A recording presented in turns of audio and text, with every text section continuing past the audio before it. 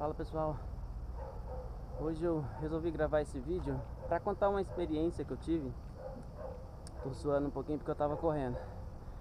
É uma experiência que eu tive e que de certa forma marcou minha vida. Faz uns 10 anos mais ou menos. Hoje eu tô com 30, vou fazer 39. Só para contextualizar, nessa época eu ia para a igreja normalmente.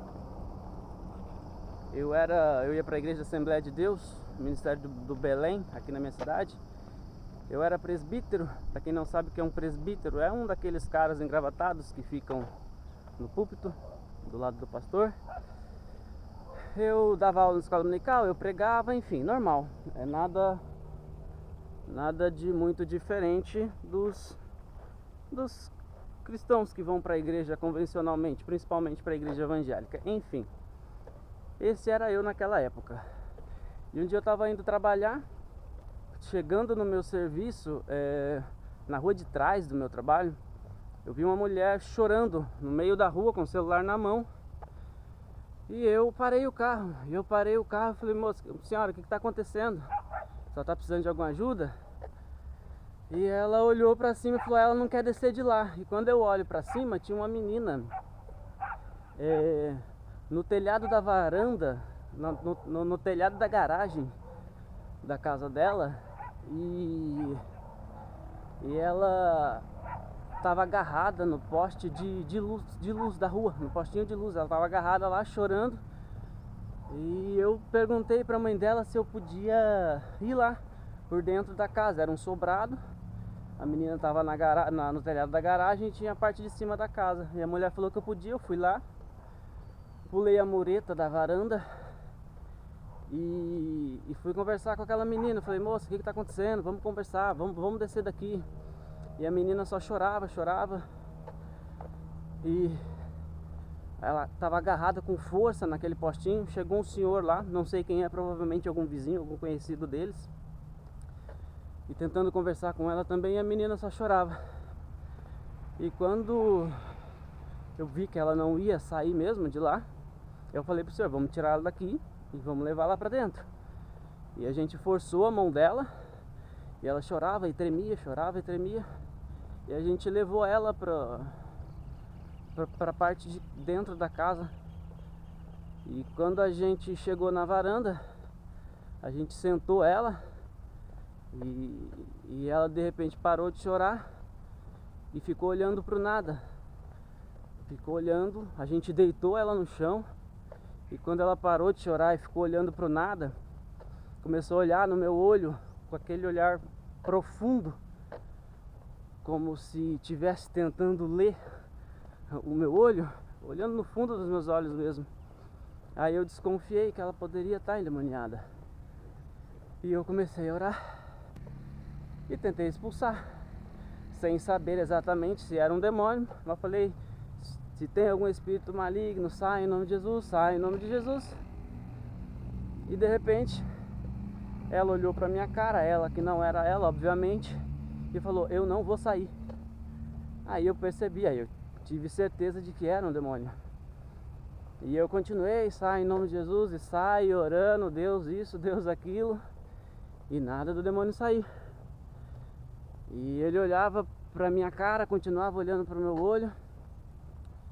Aí eu lembrei que o sogro do meu amigo que trabalhava comigo, eu já vi ele expulsar demônios. Ele tem vários relatos de que expulsou demônios.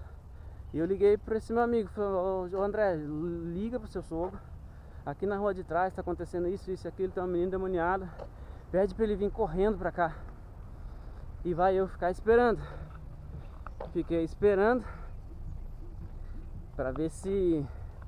esperando ele chegar. E eu continuei orando, já não com tanta convicção, né? Já sabendo que eu não ia conseguir, ou desconfiando que eu não ia conseguir expulsar aquele demônio. E aquele demônio olhava pra minha cara e eu: saio em nome de Jesus de novo. E eu fui ficando um misto de sentimento, de tristeza, de sentimento de impotência, sentimento de raiva até. E aquele demônio olhou pra minha cara e começava a falar: eu vou te pegar. E eu continuava orando. Eu falei: vai pegar nada, E ele falava de novo, e eu vou te pegar. Eu tava tão bravo, eu falei, cala a boca, não sei nem porque eu tô falando com você. E nada do pastor chegar. Passou 5, 10, 15 minutos. Aí o André, esse que eu liguei pra ele chegou lá. E ele não teve coragem de me dizer que o pastor não viria. E eu continuei esperando. De repente chegou uma ambulância. Eu falei, e agora? Agora ferrou. E 2 caras desceram da ambulância e subiram lá também. Chegaram lá, encontraram aquela menina deitada. E eu achando que o pastor viria ainda, né? Aí eu falei pra eles, falei, cara, vocês podem esperar 5 minutinhos? O problema dela não é físico. Não sei se vocês acreditam, mas o problema dela é espiritual. E aqueles 2 caras estenderam a mão e começaram a orar também. Os 2 eram crentes também. E começou a orar todo mundo. E nada de pastor chegar e nada de demônio sair. E disse que não ia sair. E não estava saindo. Na maior parte do tempo ficava olhando para o nada, como se tivesse uma espécie de transe, né? Inclusive, enquanto eu estou falando do demônio, alguns conhecem por obsessor, algumas outras religiões, espiritismo, por exemplo. E passou sei lá quanto tempo, 20, 25 minutos. E de repente eu estou olhando para a cara da menina no chão. E o demônio faz uma cara de pânico olhando para trás de mim. Aí você vai falar, Ronaldo, era o anjo que estava atrás de você? Não, pelo menos não comigo. Quando eu olho para trás, chegou um cara lá. Não sei quem era até hoje. Algum pastor de alguma igreja. Não faço ideia de quem seja. Não era o pastor que eu tinha chamado, era outro cara. Mas o demônio fez uma cara de pânico, de medo. E aquele pastor falou, pode soltar ela. Você já me conhece, né? Virou pra ele e falou, você já me conhece, né? E o demônio fez aquela cara de medo, começou a se contorcer. E ele falou, pode soltar ela, pode soltar ela. E começou a dar ordem pro demônio, levanta, fica de joelho e põe a mão pra trás.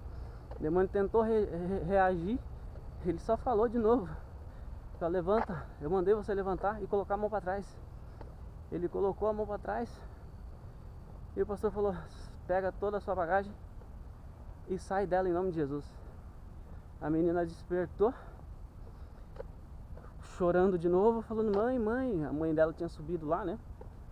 Mãe, o que tá acontecendo? O que é esse monte de gente? Porque até então tava eu, aquele senhor, aquele vizinho, e depois não, no momento mesmo ele falou que já tinha sido de igreja, que era presbítero de igreja também. Eu, aquele vizinho, os 2 bombeiros, a mãe dele, tava todo mundo lá, e esse tal pastor aí, que eu não sei quem é. E a menina acordou falando, mãe, o que tá acontecendo? Por que tá todo mundo aqui? E despertou. Aí naquele momento eu peguei, já fui saindo. Eu lembro que o irmão dela tava lá também. E o irmão dela me perguntou se ela ia lembrar das coisas que tinham acontecido lá. Eu falei, não, ela não vai. Se lembrar de alguns flashes, mas pouquíssimo provável. Mais provável que ela não lembre de nada.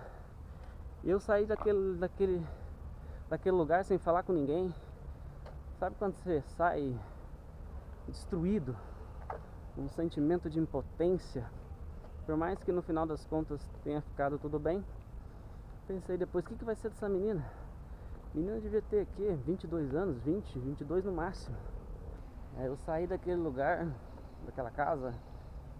Sabe quando você começa a dirigir no automático, a fazer as coisas no automático, pensando naquela situação? Eu saí de lá muito mal, fisicamente, emocionalmente, e com uma tristeza muito grande, um sentimento de impotência, de incapacidade.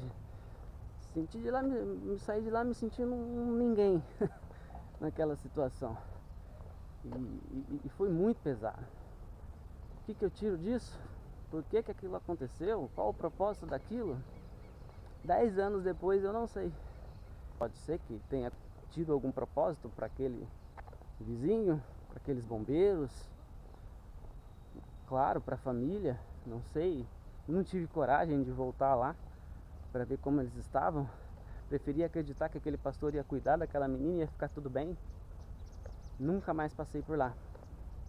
Não sei qual é o propósito, não sei qual foi o propósito. Então por que você está fazendo esse vídeo? Não sei também. talvez alguém precise ouvir. Talvez chegue em alguém que precise ouvir essas coisas. Que precisa ouvir essa história por algum motivo. Não sei. Ronaldo, você tira algo de bom? O lado bom é que não era um demônio violento, né? E se fosse?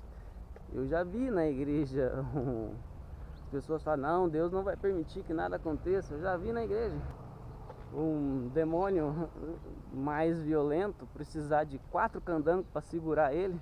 Era uma mulher, no caso. Uma mulher endemoniada. Precisou de 4 caras para segurar a mulher. 2 seguraram nas pernas, 2 seguraram nos braços.